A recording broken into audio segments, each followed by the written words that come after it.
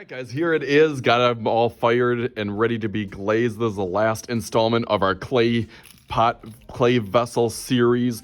Here is my clay. Just got it out of the kiln. I think it looks really cool now that it is kind of a hardened kind of stoneware on here. Now I just have to do the fun part and paint it. I'm really excited about getting my glazes out. These are all the different colors that I have. So now really the most important thing is that you cannot paint the bottom on it. It's a little bit hard to visualize, but that bottom still has to be the clay color on the bottom. It has to have a surface that you can go, and you can get pretty close, but really you should have that bottom all kind of sculpted and cleaned on that bottom. So even on your edge for your cups, if I can get close to this one, your paint or your glaze should really kind of have a good edge around there, and you can clean it up with a wet rag. Kind of just rubbing on that edge to kind of clean it up and make sure that it's a clean, because if it is not clean and it sticks onto the bottom, then ripping that off, you could imagine how the bottom of your piece will kind of rip and break apart. So that is really your only challenge, is to just paint the top.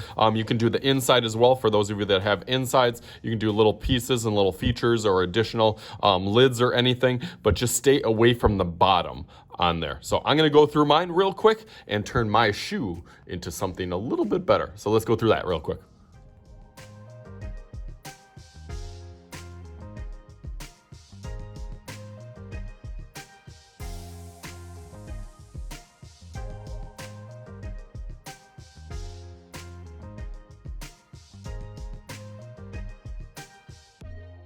As we're moving along here, make sure to hit the subscribe button. That's the easiest way to get all my free fun videos coming out every single week, just like this one.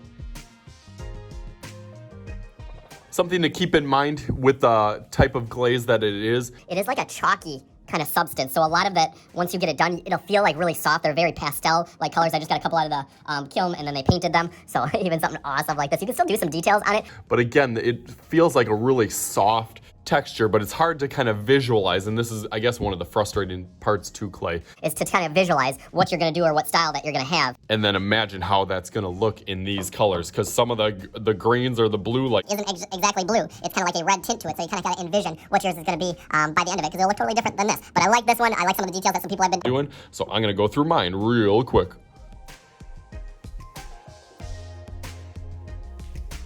Designed up, just throw my cap on, my shiny black on there.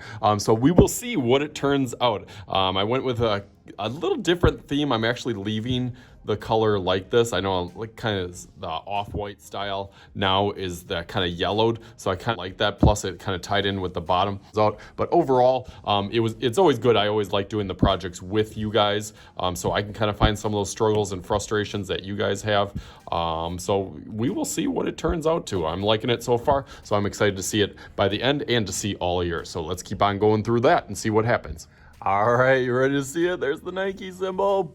Bam! There it is, along with all these other awesome ones. Really inspired by all the students and projects this year. Really motivated me to want to do a good job on mine and just experiment with some different colors, and I loved how everybody's turned out. There was some that were super detailed, some that really didn't turn out the way the kids wanted them. Just made the best of an opportunity and just had some real fun painting and glazing, and in that aspect kind of really turned their basic project into something extraordinary or awesome. So had fun with this, had fun seeing the whole process. This was a very long, fun process, but it was definitely time consuming. I like showing that process all the way through, all the little kind of behind the scenes things that I go through and that my students go through, all to make the process that much more enjoyable and rewarding. So as always, I am Mr. Shooty. This is Mr. Shooty's Art Channel, and we'll talk to you guys later.